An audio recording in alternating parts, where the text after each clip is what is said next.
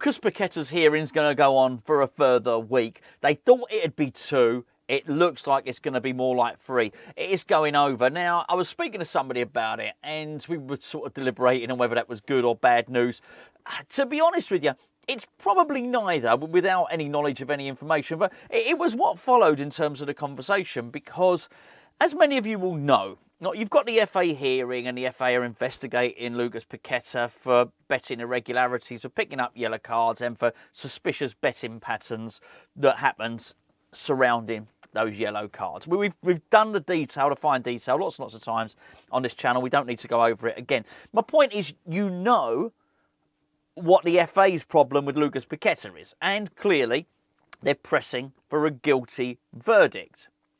Now, what do we know from Lucas Paqueta's side towards the FA? Well, this is the really interesting thing, because there was talk of legal action from Paqueta towards the FA because his representatives felt that the FA had been leaking details. Now, whether they did or whether they didn't, we just don't know. What I would say is, if there was a leak before, it's stopped at the moment. There's precious little detail coming out from the hearing. Basically, we don't really know how it's going. So if there was leaks, the leaks have stopped.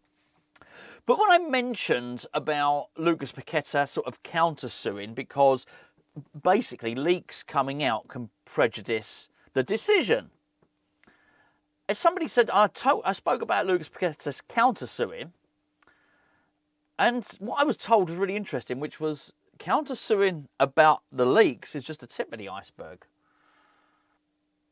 And that was it. That was as far as the conversation went. No, they didn't want to elaborate anymore. I thought, well, what does that mean? What does the tip of the iceberg? Well, I take it to mean that forget about Lucas Paqueta counter-suing them for leaking news. What else could he counter-sue them for? Well, it was quite obvious. A loss of earnings. Which made me think back to the transfer. Now, we've got to rewind back in time here. West Ham had just sold Declan Rice for 105 million to Arsenal. Now, you might remember there was a bit of a bidding war at the start between Manchester City and Arsenal. Man City went up to about 85 million, something like that. And then Arsenal, it was a weird one. If you go back and look at it over time, Arsenal didn't come in with like 87 million or something like that. They were £100 million plus 5 million add-ons. Bang. Man City went, we're out. That's too rich for us. That was that. I think we thought that was going to be our one big sale. And it transpired that was there. However, another bid came in. Apparently, it was a bid or a declaration of interest from Manchester City that they wanted Lucas Paqueta. However, there was something really different with this. And a lot of this gets lost in time. Lucas Paqueta at the time had a buyout clause in that window. And that was that if anybody bids £80 million or above, then automatically West Ham had to accept it. It is then up to the player whether he wishes to move or not.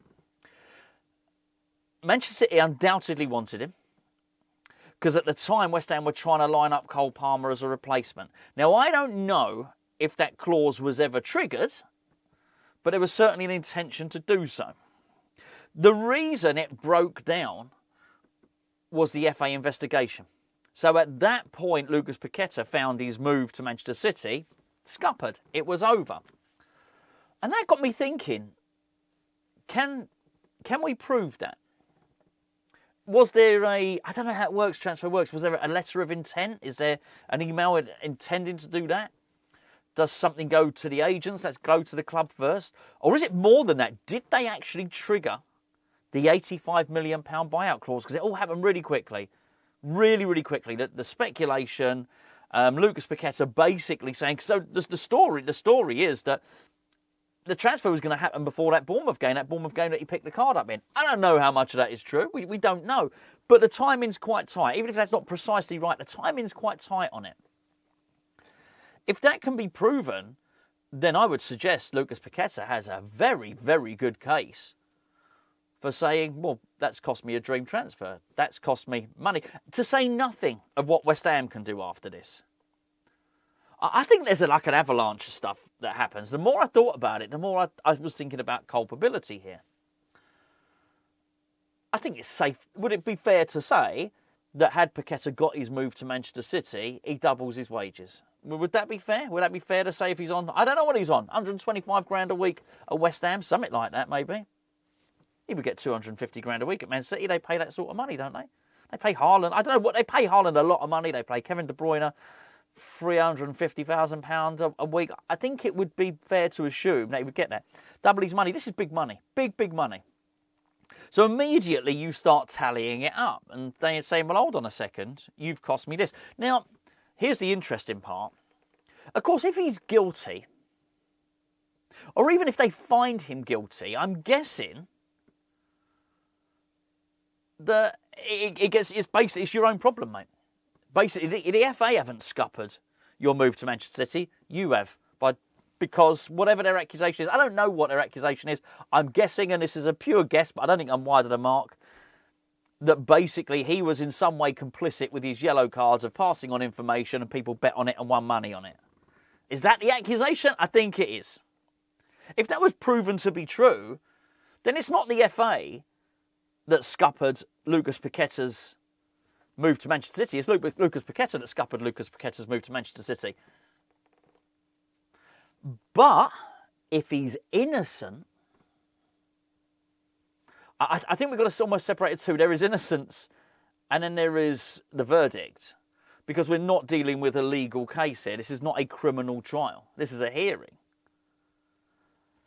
So they haven't got to prove beyond reasonable doubt. So he could be innocent, but then they prove the likelihood of probability or whatever it is with the three-man panel. But if he is innocent and he gets the hearing proves him to be innocent, then they've got a real problem on their hands.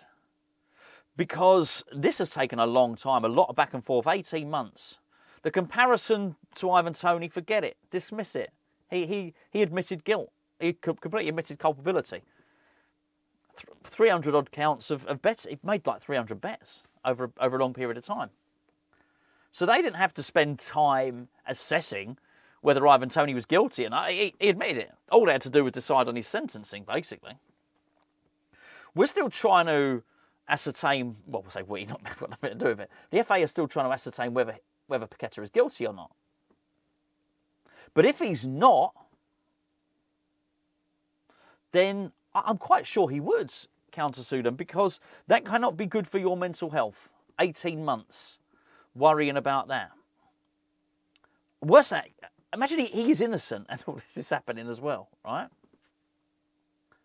You'd be fuming. To be dragged over hot coals like that, you would be fuming. And whilst we all love West Ham and we all think it's the pinnacle of our ambition to lace up the boots, and we'd love to be that fan that Harry Redknapp got out of the crowd and put up front, and we'd love to be that guy, wouldn't we? It's not Paqueta's ultimate ambition to play for West Ham. He wants to play for whoever he wants to play for and wants to play Champions League and so on and so forth. You'd be fuming if you were him. And there would be just cause to sue for lost revenue. Now, how you would monetize that, I don't know how you would work that out. I mean, the obvious one would be the difference between his wages on a 5-year contract, between his West Ham wage and what he would have earned at Manchester City. There you go. There's your first one. That's to say nothing about the mental turmoil, the damage to his reputation, how that would have affected his image rights, how many more caps he would have got for Brazil. Would that have inflated his international prestige, for instance? There's a lot there. There's an awful lot there. Signing on fees. It starts to become a significant amount of money. And then you factor in, if I was West Ham, I'd be watching this closely, not just because my player was up on a hearing and I might lose. Well, what would be? Hold on. Sorry, another time my computer was just asking me if I want an update. Not now. I'm in the middle of me flow. But if I was, not just because my record signing was under investigation, I'll be looking at it and thinking, well, hold on, if he's found innocent, and then Paqueta and his team are going to sue the FA for lost revenue, lost earnings, then me as West Ham, I'm thinking I'll have some of that as well. Because we bought him for 50 million, whatever, 35 million plus add-ons. I'd imagine we paid those add-ons. Add-ons were probably like he plays 50 games for you, you win a European trophy. I'd imagine everything we needed to do to turn that 35 million into 50 million, we probably did it. It's been a very successful, we had a very successful time after he joined, right? But we could still say, well, hold on a second, at the least, it's cost us 30 million. Because that's the difference between our £50 million asset. That's not how it works on the balance sheet. The asset depreciates with each year. But I'm thinking at least 30 million. I'm thinking Paqueta's got to be looking at £20 million or something like that. I think we're looking at least £50 million. Now, what you also got to factor in is this is the FA. The FA are not the Premier League. The FA have not got unlimited riches. They really don't. In fact, they were close to selling Wembley to the geezer that owns Fulham. Was only really a massive backlash. They mortgaged themselves to their hilt to purchase Wembley, to fund it. I'm just wondering now if they're in a position where they can't find him innocent. And that is maybe what's driving this. Maybe, just maybe, and I could be putting 2 and 2 together and getting 4 here, but maybe, just maybe, this extra week, this 2 weeks turn into 3 weeks, this hearing, maybe they're scrambling around, maybe they're panicking. I don't know. There's very few leaks. I've heard nothing. I've heard nothing about anyone's evidence. I've heard nothing. Nothing about this team or that team, either the FA or Paqueta's side, are growing in confidence. Nothing in the last week. So the leaks have stopped. But it's meant to have finished now. It's not finished. Still going on. We're at the weekend now. It's going into the next week. We're not going to get, even if we get the verdict, we don't get the sentence yet. But the verdict is what is all important. Unless they give a guilty verdict and the sentence is so small. But they're caught between a rock and a hard place, the FA. They want to make an example of him. They want to be seen to be doing the right thing, but ultimately they could be leading themselves down a path which they would struggle to recover from. Yeah. Weird one. But the more I thought about it, and I think I personally have been growing in confidence that possibly, because I don't know, but I think there's probably not enough evidence. I was completely underwhelmed by the £7 bets, and most of the bets, over half the bets being under £50, and you looked at actually the money involved, thinking, well, is it worth it? Is it really worth it to anybody? Is it not easier, bearing in mind Lucas Paquetá is a very, very rich man, is it not easier for him? Well, they thought one of the bets was abnormally large and it was £30. I don't know whether Uncle Bruno, his brother, anyone else, is it not easier for Lucas Paquetá to send him 30 quid? I suspect it is. I don't know if there's anything going on, but the longer it's gone on, the more I've thought, you know what? There doesn't seem to be an awful lot here. Maybe he is innocent. And the FA are going to find him innocent. But after yesterday's conversation, another conversation I had earlier today, I'm now thinking, they can't. They can't find him innocent, can they?